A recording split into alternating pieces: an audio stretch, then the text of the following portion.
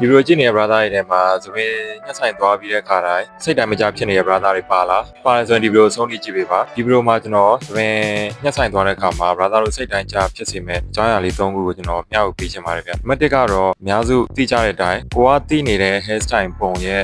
နင်းရတစ်မျိုး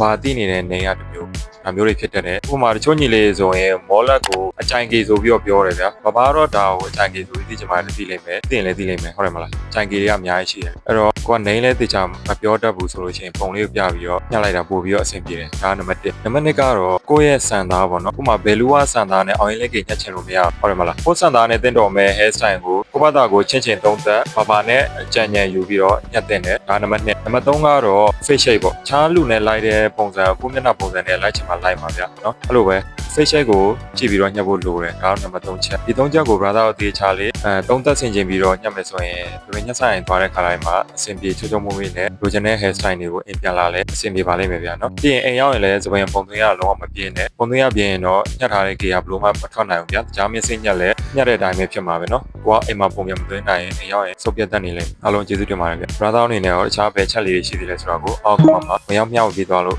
ရပါတယ်နောက်ဗီဒီယိုတွေမှာပြန်တွေ့ပါမယ်